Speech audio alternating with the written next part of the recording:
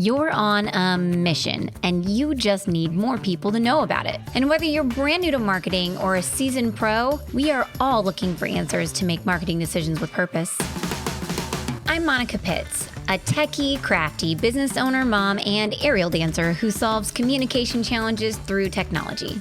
This podcast is all about digging in and going digital. I'll share my marketing know-how and business experience from almost 20 years of misadventures. I'll be your backup dancer, so you can stop doubting and get moving towards marketing with purpose. Hello again, and welcome back to Marketing with Purpose. Now, this podcast is going to be another one of those slightly out of character podcasts for me. See, the last time that I gave you guys a mindset, something to chew on podcast, I got a lot of really awesome positive feedback. So I batched my podcast, and I had recorded the You Are Right Where You Need to Be podcast months before I transcribed it and wrote the blog post from it. And when I read it and when I rewrote it, I was like, wow, I needed to hear this right now. Like, past me made the podcast for future me so that I could re-listen to it and write the blog post and hear the words that I needed to hear to be able to make great decisions moving forward. And so I was so excited that I got to share it with you guys. And I was even more excited when I got emails in my inbox with people saying, wow, I really needed to hear that right now. Thank you so much. Okay, so I'm going to make another one. I'm going to make another one right now with you listening, because I'm telling you, we are changing stuff over at May Create right now. I don't know about you guys, but these past few years have been hard. They've been really hard. It's not that we haven't been able to make it financially. We totally have been. But they've been hard emotionally. We've had a lot of change in our company. We've had staff turnover. We've had to come to some really, really hard decisions about what services and products that we wanted to offer. And man, it sucks letting things go. It sucks letting revenue go. It sucks letting clients go. It sucks letting employees go. And it's not easy. But we had to make some tough decisions because we were really overwhelmed, and we decided we were just not going to live that way anymore. We were going to take control and do something different. So I know that many small businesses and nonprofits, you guys feel the exact same way. You feel ridiculously overwhelmed right now. And I just want to tell you that one of the reasons that you're really overwhelmed right now is that you're so incredibly competent. Yes, that's where I want to start. You are so incredibly competent, and you're so driven. And you know what? People see your competency, and they're attracted to you because of it. And it's crazy. It leads them to ask you to do things that they're slightly outside of your wheelhouse. And after doing those things enough times, you end up totally out of control because you're amazing. Right? And they ask you to do those things because they know that you can.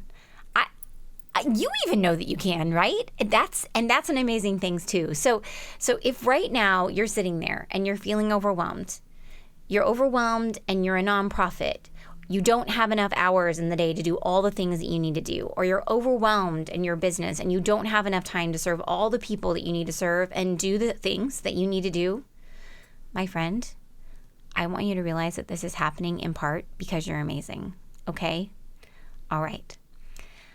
But I realize that you might not be feeling so amazing right now. I know that I haven't been feeling super amazing for the past few years. You might just feel really out of control. That's exactly how we felt. And here's the deal. That light is still inside of you. It's just being dimmed by the decision that yesterday, last year, or last decade you made, okay? Or maybe the decisions weren't made by you at all. They could have been made by the last person in your seat. But you're the person in that seat now, friend. And you, in all of your amazing glory, have the power to make a new decision. And I know what you're thinking right now. You're like, Monica, a new decision?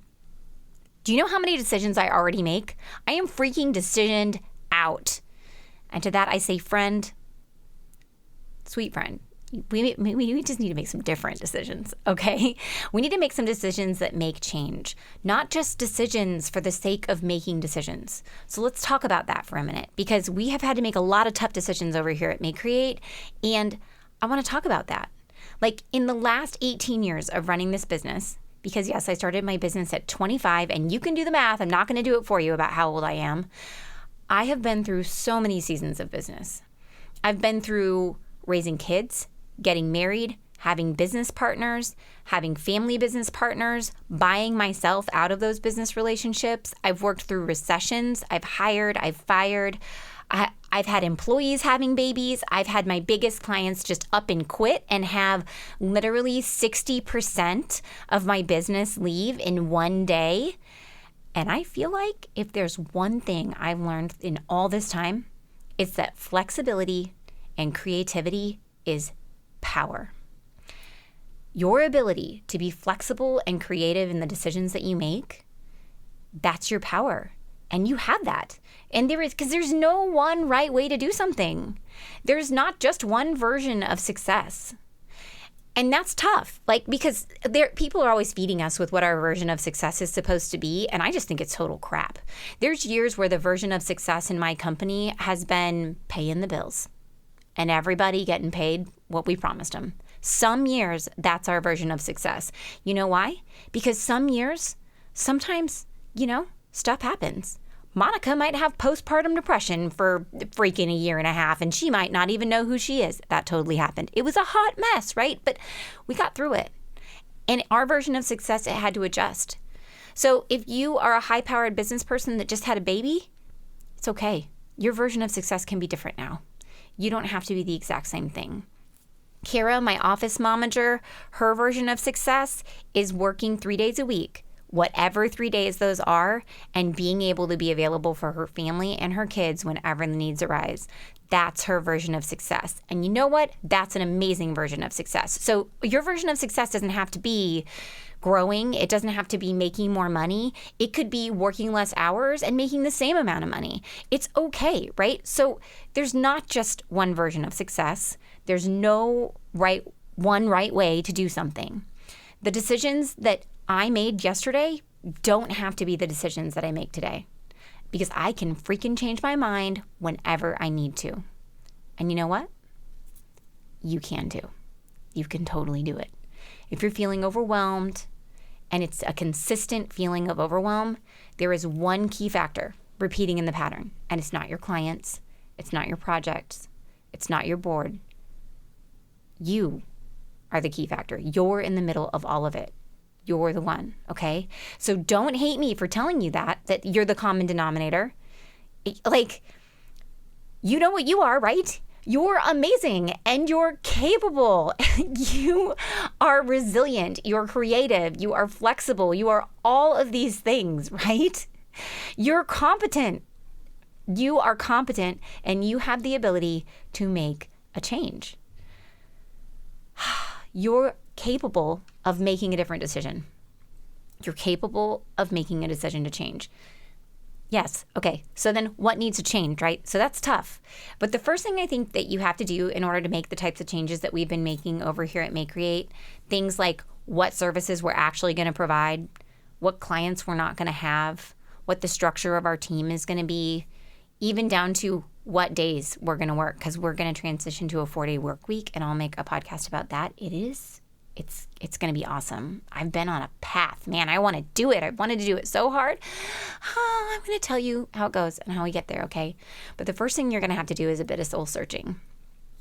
Yeah, you heard me. All hippy-dippy on you. You're going to have to do some soul searching. And I need you to answer the question, what do you do best? Because as the incredibly capable person you are, people are going to ask you to do all kinds of things, right? So at Make Create, we have tried all kinds of things. We've thought, we should be offering this to people because people ask us to do it. We have built enormous websites. We've built apps, done social media management, done huge email campaigns, online ad management. And in the end, you know what? We really didn't like doing those things. We did it for years and we got paid. Yeah. And we even did a decent job of it. But you know what we didn't? We did not love it. We didn't even like it. okay? But we kept doing it because we felt like we had to, and it would stretch us thin, and it would stretch the management thin. And then we would have to have more employees and manage more people and manage more work. And so we had to make a decision. We had to make a decision not to do something. And you know what? It felt really, really good to make that decision. See, you don't have to keep the decisions that you've made forever just because you made a decision 7 years ago. Even if you thought it was the right decision at the time and it worked for 3 years, if it hasn't worked for the last 4, you need to be aware enough of the fact that you now need to stop making that decision and move on to a new one. Because you're amazing and you are the common denominator and you have the control to change it. Now, I know that some of you are like literally shaking your head and you're like, nope, Monica, I do not have control at all. Actually, I've got this completely psycho board. I have a crazy boss. I have no control over that irrational human. None at all. And you know what? You're 100% right. You do not have control over any of those people at all. The one thing, the only thing that you have control over is yourself. So if that boss is really a nut job, then maybe it's time for a new adventure. And I know that sounds harsh, but I just had this same conversation with my husband. Friends, if you're not happy where you're at, you can't change a massive company. You can't change their culture. You can't change anything about it, but you can change where you work. That's what you have control over, right? And that's scary. I know it is, but you are amazing and you're capable and you can make the right decision for you. So if you have the power to recycle your entire board over next year and fill it with people who are going to support you, then do it. If you have the power to find the right people to put on your team because you know that the ones that are on it don't work, do it, right? Okay, so back to that soul searching. What do you love about what you're doing? Like, what lights you up? Because all those other things, they're dimming your light, right? So then once you figure out that thing, you need to ask yourself, can I find my version of success through that thing? Because that's the next question. Can you find your success, your version of success, not your mom's version, not your neighbor's version, not Kara's version, not my version, but your version of success through the thing that lights you up? Because if you can, then that's probably the things that you should be focusing on. The thing that you can find success through that makes you happy. So for me, for my company, it's websites, right? It's websites and teaching people how to build websites. So find that thing that lights you up. And then your next course is figuring out all the other things that you're doing that are getting in the way of that light bulb, right? How else could you get them done? Do you need to do them at all? It might mean that you can actually let go of some of your clients because maybe they're not the right fit. And it might mean that some of your employees have to go too. And that sucks. It really, really sucks. Okay, this is it. I hate it. I hate it because I made a commitment to those people and I can't follow through on that commitment anymore. But here's the deal, friends. If mama ain't happy, nobody's happy.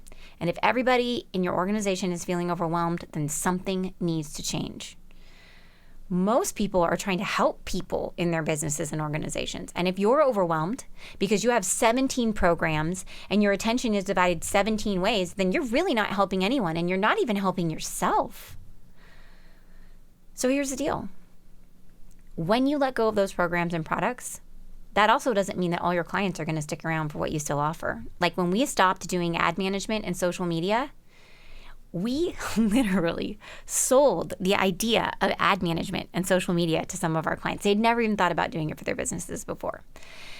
And then when we stopped doing the services, even though we started our relationship with them through building their website, they went to another company that could be a one-stop shop for all their services, and they took their websites with them. And that was sad. That was really sad.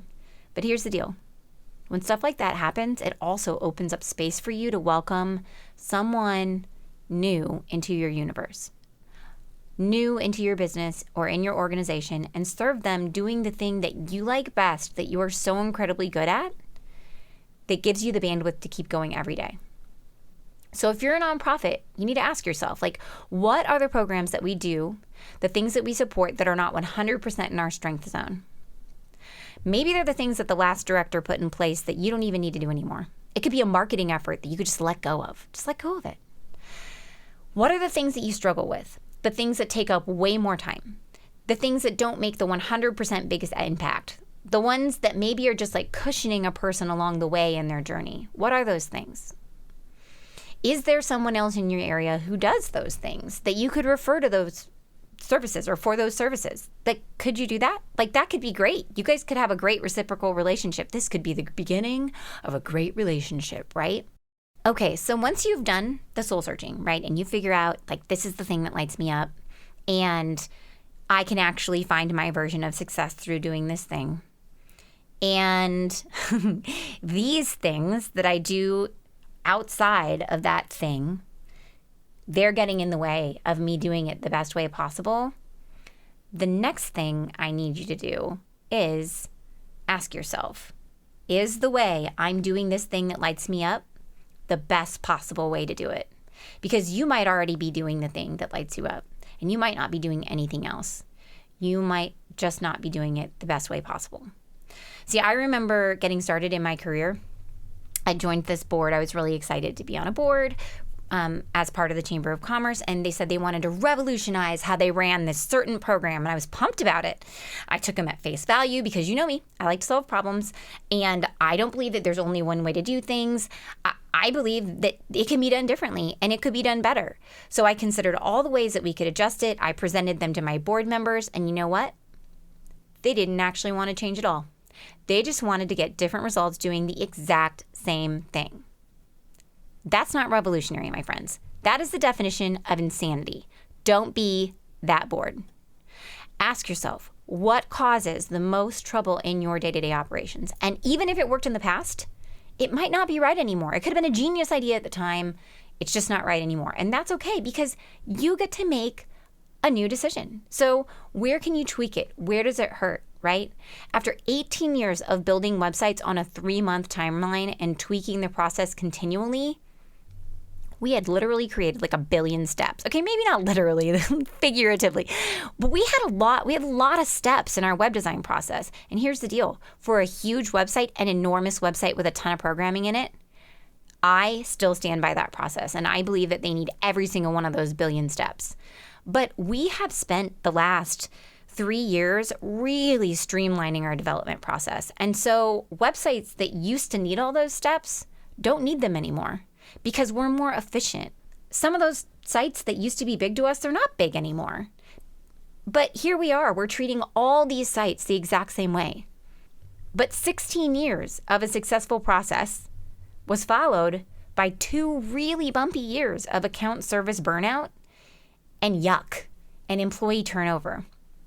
And it made me think, it made all of us think, it made all of us uncomfortable. It's the reason that we were all so out of control and why we all felt so overwhelmed. We switched how we scheduled things. We switched our project management systems. We restructured our account service team 3 different times. We restructured our design team.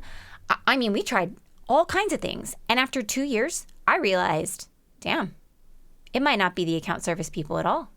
It's probably not even the clients, because they're different for every site. But you know what's not different? The process.